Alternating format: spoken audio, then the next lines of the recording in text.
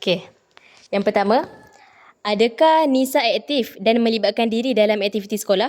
Jika ada, sila nyatakan aktiviti yang Nisa masuk. Contohnya, tarian zapin ke, pidato ke, sajak ke, buat pertandingan ke, persembahan kat depan. Ada tak?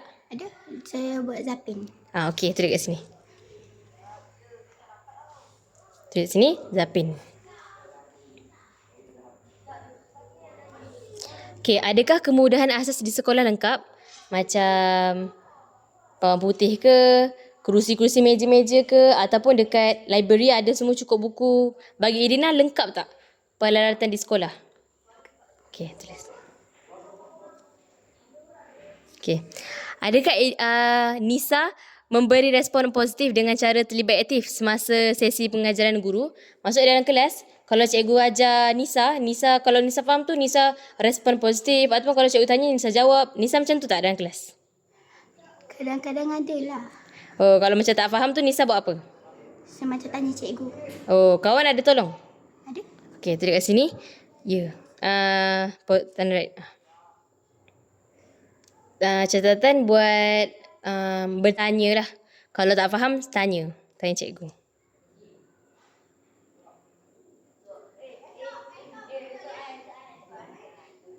Okey. Adakah Nisa memegang sebarang jawatan di Sekolah Padat Patah? Okey, tulis. Jawatannya apa?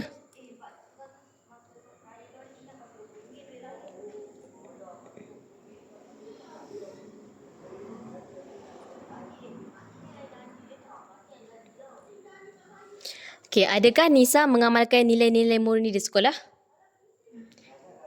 Contoh nilai murni apa? Yang Nisa bawa ke sekolah. Bekerjasama, tolong menolong, jujur, amanah kan? Nisa buat apa biasanya yang Nisa selalu dengan kawan-kawan? Macam kalau kawan macam tak tahu ke, saya tolong tolong Ajarkan. lah. Okey, boleh? Ke sini tulis. Tulis tolong menolong.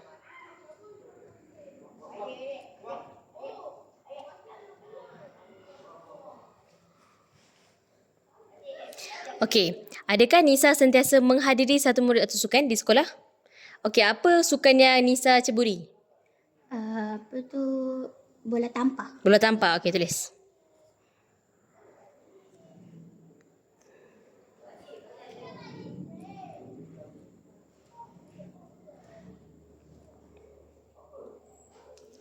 Okey, adakah Nisa gemar dalam mempelajari mata pelajaran pendidikan Islam?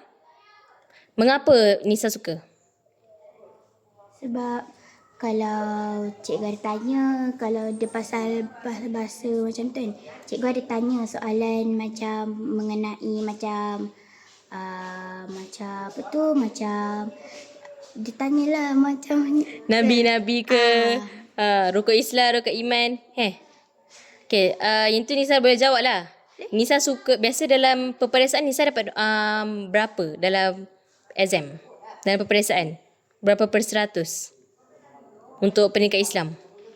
tersilap saya dapat lebih daripada 90 kot. Biasa Nisa antara orang-orang yang dapat markah tinggi lah dalam pendidikan Islam. Okey, betul? Okey, saya kat sini. Bagi Nisa, pendidikan Islam mudah ke susah? Kita kat sini.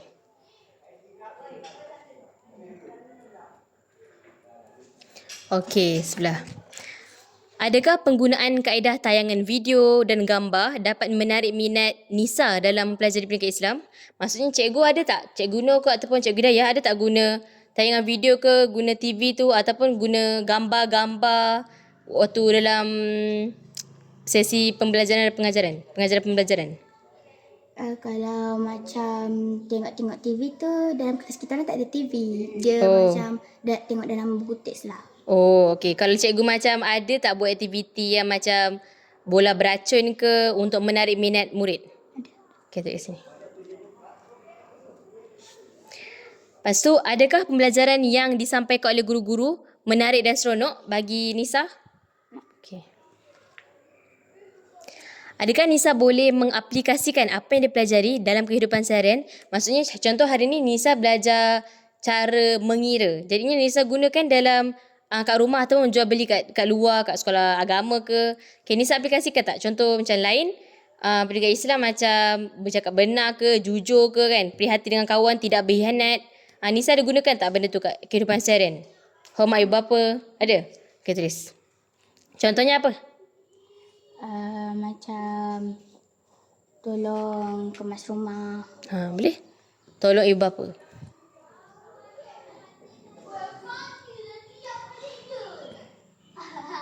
Tu tambah letak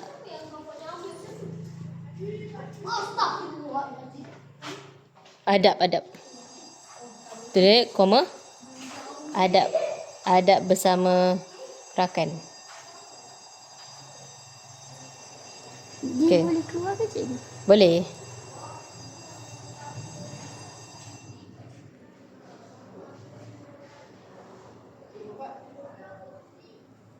Okay.